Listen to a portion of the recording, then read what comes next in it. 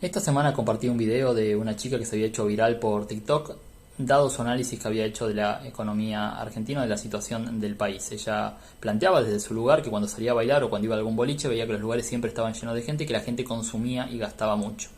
Y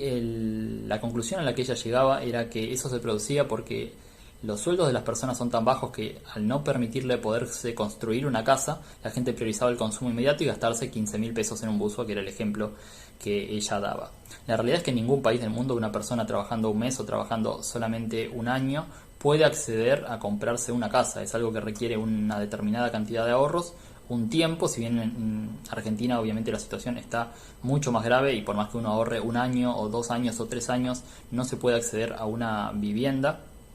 en las mismas condiciones de financiamiento que en países del primer mundo. No es algo imposible de realizar a lo largo del tiempo. En la publicación que había hecho analicé cuáles eran los costos promedios de alquiler, muy por arriba me fijé las publicaciones que encontré en Mercado Libre, un alquiler de un monoambiente en la zona de Belgrano, que es una zona céntrica,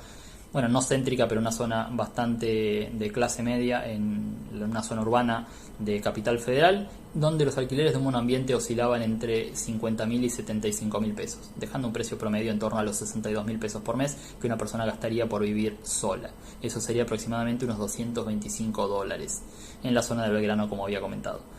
Ese mismo departamento, si uno lo fuera a comprar, el precio de un monoambiente en la misma zona, obviamente un monoambiente usado, oscilaba entre los 60.000 y 70.000 dólares, es decir, un precio promedio de 65.000 dólares. ¿Y cuál sería la situación de una persona que quiera acceder a esta vivienda si simplemente decide ahorrar ese dinero? Si tiene una capacidad de ahorro más allá del pago del alquiler, que por ahí es lo que muchas personas tienen, comprando los $200 que les permite el gobierno, si con ese dinero pueden ahorrar unos $225 por mes, que era más o menos lo que pagaba esa persona de ahorro, podría llegar a acumular en el año $2.700. Ahora, si esto lo hace de manera lineal, si esa persona ahorra $225 todos los meses y $2.700 todos los años, demoraría 24 años en llegar al patrimonio de $65.000 que necesitaría para poder acceder, obviamente, a la vivienda. Ahora, si la situación cambia, si en realidad de ahorrar el dinero lo invierte, la situación es bastante más favorable para la persona, para el inversor, para quien esté ahorrando. La diferencia entre ahorrar e invertir es que el crecimiento de un ahorro es lineal, o sea, si nosotros ahorramos la misma cantidad de plata, eso va a crecer en una pendiente lineal sin sobresaltos. Si nosotros invertimos el dinero a una tasa, ese dinero va a ir creciendo de manera compuesta. ¿Por qué? Porque cada interés que ganaremos va a ser sobre plata que ya teníamos previamente. Es decir, el primer año, si nosotros tenemos, por ejemplo, una tasa de interés del 10%, nuestro capital invertido son $2.700. El primer año ganaremos $270 de intereses. El segundo año no solamente tendremos los ahorros que hayamos conseguido de ese año, sino la ganancia de ese capital, los intereses ganados el primer año. Entonces hace que el 10% que ganemos el segundo año sea bastante superior al que ganamos el año anterior, sobre todo por los aportes de capital. Pero después a lo largo del tiempo esa pendiente tiende a ser una función que va creciendo de manera exponencial. Ese ahorro de manera exponencial permite que nosotros, invirtiendo en algún instrumento que ahora los voy a comentar a continuación, podamos acotar esa brecha de ahorro de 24 años para llegar a $65.000 a en tan solo 12 años, la mitad del tiempo, llegar a tener un patrimonio de $70.000, con lo cual podríamos directamente acceder a un departamento. En algunas publicaciones, en algunas preguntas que habían dejado o comentarios en la misma publicación, comentaban que justamente si la persona apenas puede pagar un alquiler, justamente no podría estar ahorrando. Pero bueno, ahí depende mucho de la situación de cada persona. Hay gente que trabaja y tiene capacidad de ahorro, hay gente que por ahí prioriza vivir con sus padres y aumentar su capacidad de ahorro para en un periodo menor de tiempo poder acceder por ahí a una vivienda propia. Es bastante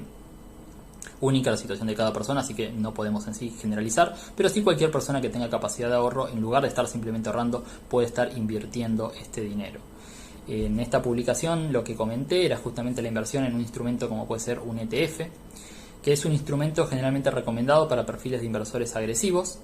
pero si uno lo utiliza para invertir en periodos largos de tiempo, esa volatilidad o ese riesgo que tiene ese instrumento se reduce considerablemente.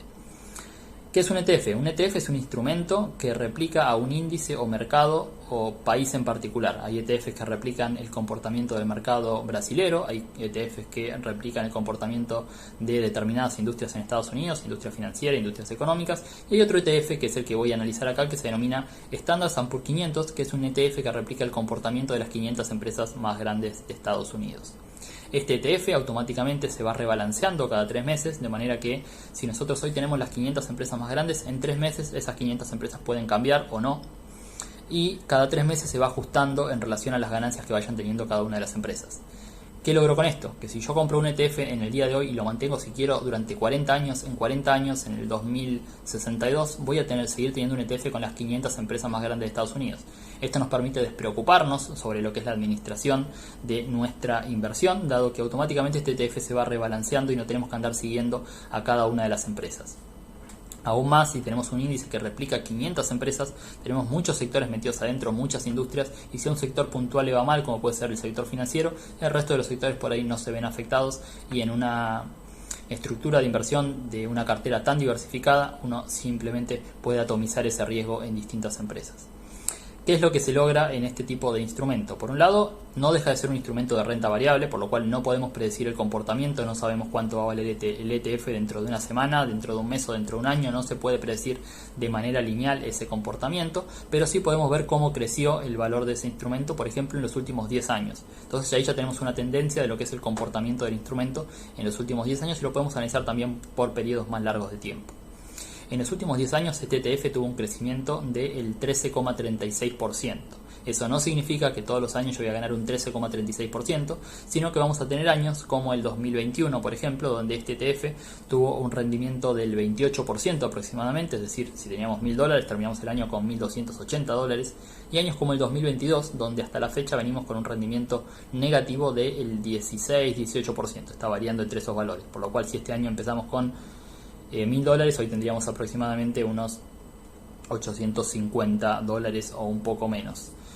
porque este año justamente tuvo la dinámica donde el precio de ese activo bajó. Ese es el comportamiento promedio de lo que es un ETF. Son activos de renta variable donde hay años donde rinde muy bien, hay años donde rinde muy mal, y el promedio entre ambos da la línea de crecimiento. Este instrumento en periodos largos de tiempo justamente permite que esa volatilidad, esa gran distorsión que tenga, donde un año gané 28 y durante el otro año perdí 16, haga que los precios tengan un rendimiento promedio bastante más atractivo. En este año, como lo comenté, en estos últimos 10 años se ubicó en el 13,36%. Entonces, si uno sistemáticamente puede ahorrar $225 por mes o puede ahorrar $2.700 por año y lo invierte en un instrumento de este tipo y sigue el comportamiento que viene teniendo en términos estadísticos a lo largo del tiempo, probablemente en tan solo 12 años pueda llegar a ahorrar unos $70.000 producto de este ahorro e inversión, y no simplemente el ahorro que, como había comentado, demoraría el doble de tiempo, 24 años en juntar unos $65.000 contra 12 años en juntar $70.000. Así que el resumen de esta publicación, básicamente, o de este video para este caso,